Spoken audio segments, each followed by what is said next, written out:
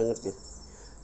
Assalamualaikum warahmatullahi wabarakatuh. Waalaikumsalam warahmatullahi. Hari ini hari Jumat, tepatnya yang disebut dengan Jumat Berkah. Amin. Saya temui salah seorang Ya. bapak sahabat saya, Bapak Haji Kasmancaya.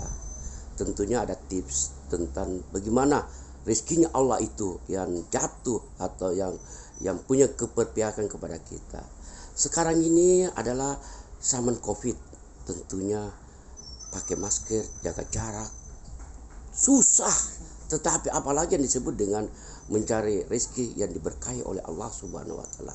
Tapi Pak Haji, barangkali ada tips untuk teman-teman semua atau grup kita ini dalam rangka menciptakan motivasi anak cerdas. Oke. Tafadhal. Jadi mengenai rezeki, kita pasti yakin bahwa rezeki itu datangnya dari Allah Subhanahu wa Ta'ala. Pertanyaannya sekarang adalah, apakah rezeki itu dikejar atau bagaimana? Nah, sebenarnya rezeki itu tidak perlu dikejar. Rezeki itu harusnya diundang. Kalau dikejar, akhirnya kesannya bahwa kita itu ngotot dalam hal mencari kehidupan. Rezeki itu sudah disiapkan oleh Allah. Untuk itu kita lah yang berusaha mengundangnya. Saya beri contoh yang paling kecil. Ayam, mau nangkap ayam dengan tangan kosong setengah mati. Untuk ngejar-ngejar ayam kiri kanan dan sebagainya, pasti kita salah sedikit, kita terjatuh dan sebagainya. Memang kita pada akhirnya bisa nangkap ayam, tapi coba dengan cara diundang. Kita duduk dengan tenang, di tangan kita kasih biji-bijian, misalnya jagung atau beras, lalu kita mengatakan kuk, kuk, kuk. Kita duduk dekat-dekat, kasih turun, kemudian dikasih makanan tadi. Nah, makanan yang ada di tangan kita, biji-bijian ini pengandaian sedekah. Jadi dia datang waktu kruk kruk kruk kruk, ini sebenarnya zikir. Jadi kita juga harus mempunyai cara-cara, amalan-amalan untuk bagaimana Allah kita dekat kepadanya. Ayam tersebut pada akhirnya mesti datang dan sangat mudah untuk ditangkap. Ayam-ayam yang ada di sekitarnya yang tidak diundang pun datang. Hanya ayam tertentu yang kita mau tangkap, ternyata ayam lain juga datang. Itulah pengandaian bahwa kalau kita sudah bersedekah, rezeki akan datang dengan sendirinya, dengan mudah. Hari-hari berikutnya, tanpa kita bersedekah, asalkan kita datang di situ, ayam pasti datang dengan sendirinya. Untuk itu rezeki jangan dikejar, setengah mati Pak. Lebih bagus kita undang dengan zikir, itu kruk kruk kruk. Itu zikir.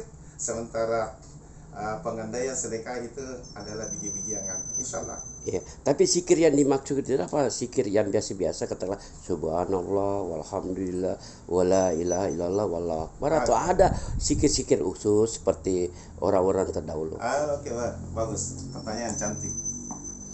Rasulullah dulu pernah didatangi oleh sahabat. Sahabat itu pertamanya datang kepada yang lain, bertanya kepada para sahabat sebelum menghadap kepada Rasulullah. Dia dikatakan, saya ini berdagang rugi, bercocok tanam juga tanaman tidak bisa tumbuh.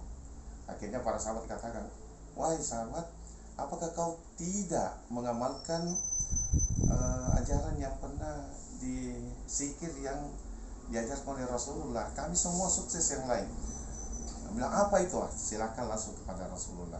Begitu menghadap ke Rasulullah, sahabat berkata, ya Rasulullah, kenapa dunia sekarang seakan-akan meninggalkanku? Berdagang rugi, bercocok tanam juga tidak bisa tumbuh. Rasulullah katakan, apakah kamu belum mempraktikkan atau mengamalkan zikirnya malaikat?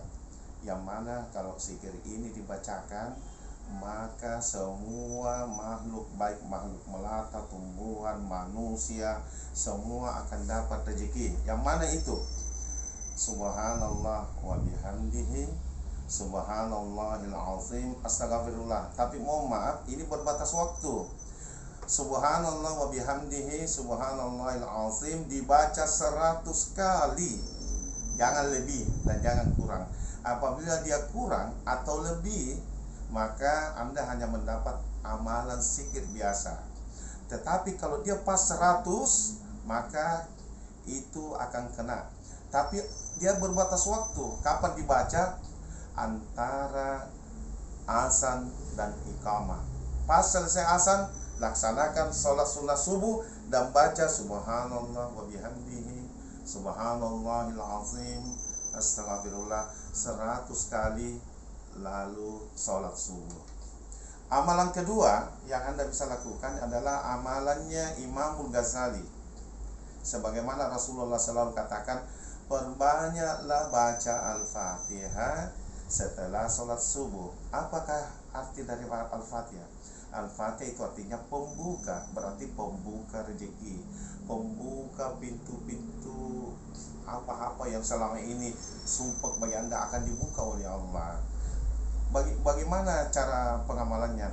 Imamul Ghazali mengatakan bahwa bacalah 100 kali sehari, tapi jangan khawatir. Kalau langsung dibaca 100 memang payah.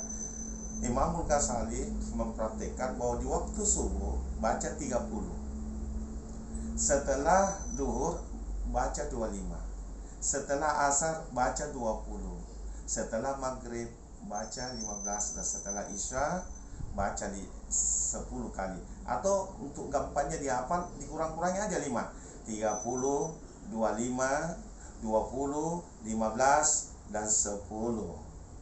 Demikian. Kalau Anda mampu langsung 100 setelah subuh, tidak ada masalah. Tetapi kalau yang mudah itu, saya ulang lagi ya, di waktu subuh 30, setelah sholat duhur 25, setelah sholat asar 20, setelah sholat maghrib 15, setelah sholat isya 10. Apakah harus setelah sholat? Kalau Anda mempunyai kesibukan yang luar biasa setelah sholat duhur, maka tidak harus pas setelah sholat. Tetapi walaupun Anda duduk-duduk sembari memasak misalnya, atau apa, Anda baca basmalah itu Bismillah Al-Fatihah, Bismillahirrahmanirrahim, dan sampai daling itu sebanyak 25 di waktu duhur. Yang penting antar waktu itu Anda menyelesaikan sesuai jumlahnya. Iya. Cukup itu malam bagus sekali. Jadi seperti itu tips ya untuk mencapai Jumat berkah. Ya. Terima kasih Pak Haji. Assalamualaikum warahmatullahi wabarakatuh. Siap.